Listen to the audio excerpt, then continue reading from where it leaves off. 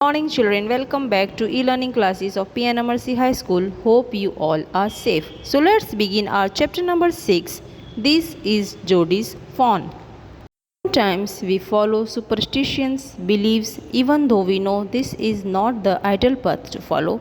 Yet we have certain beliefs which are strong within us and we follow them. Today's story, This is Jodi's fawn, is about the same situation which the Baxter's family faced. Let's read the story written by Marjorie Cannon Rowling. Before we start the story, let me give you some idea about the author. Marjorie Cannon Rowling. She was born on 8th August 1896 in Washington, D.C. She was an American author who lived in rural Florida.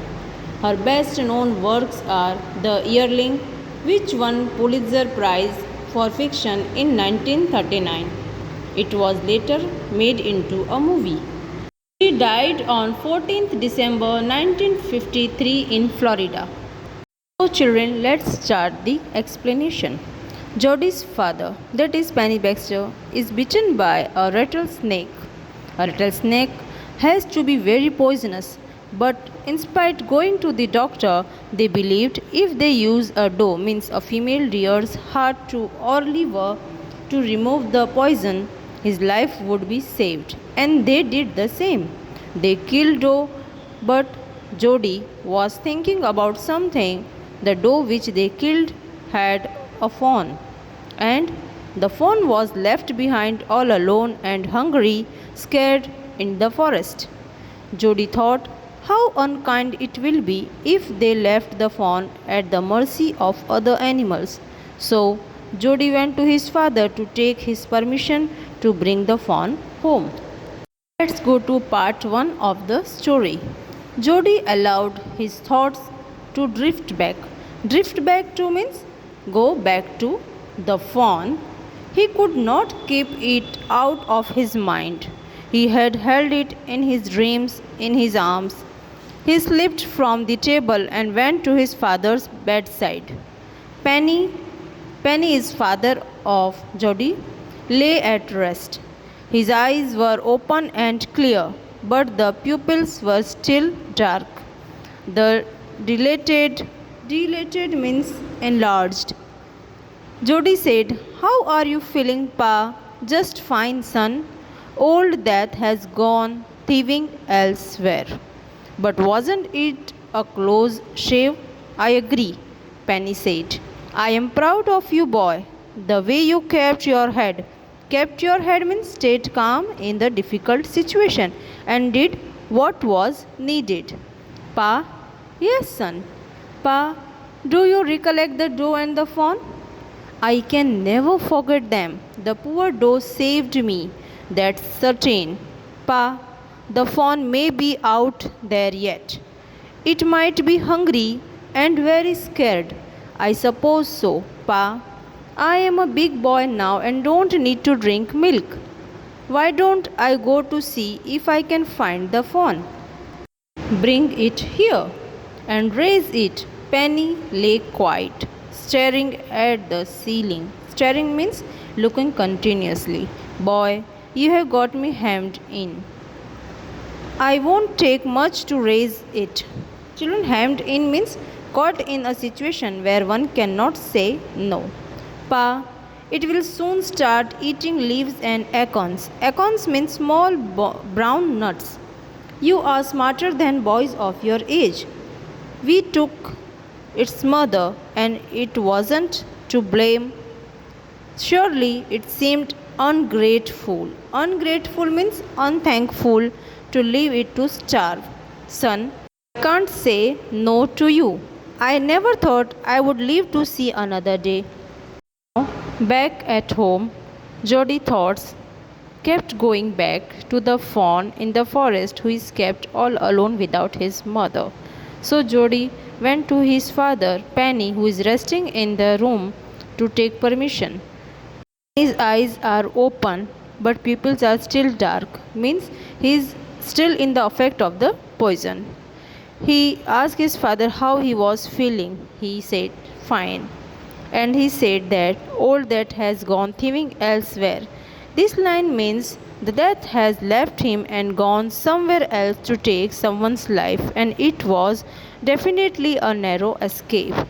Penny said to his son that he had stayed very calm in such a difficult situation. Jody asked his father if he remembered the doe and the fawn. Penny said he can never forget them because that poor doe had saved his life.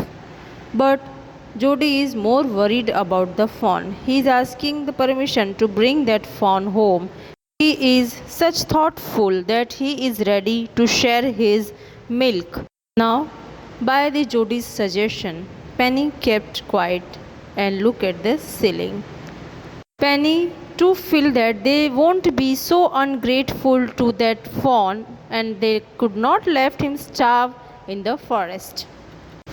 Can I ride back with Millville and see if I can find it? Tell your ma I said you can go. Sidled back. Sidled back means walked back quietly, trying not to be noticed, to the table and sat down. His mother was pouring coffee for everyone. He said, Ma, Pa says I can go bring back the fawn. She held the coffee pot in mid-air. What fawn? The fawn belonging to the doe we killed. We used the doe's liver to draw out the poison and save Pa. She gasped. Well, for pity's sake. Pa says it would be ungrateful to leave it to starve. Doc Wilson said, That's right, ma'am. Nothing in the world comes quite free. Boy is right and his daddy is right. Here Jody took permission of his father to go with Millville and find out the fawn. He went to his mother to say that he is going to the forest to get that fawn back. As mother doesn't know, she is not aware of that fawn, Jody explained that this is the same fawn whose mother they killed to save his father. The person, Mr. Doc Wilson, he also said, Yes, ma'am, let him go.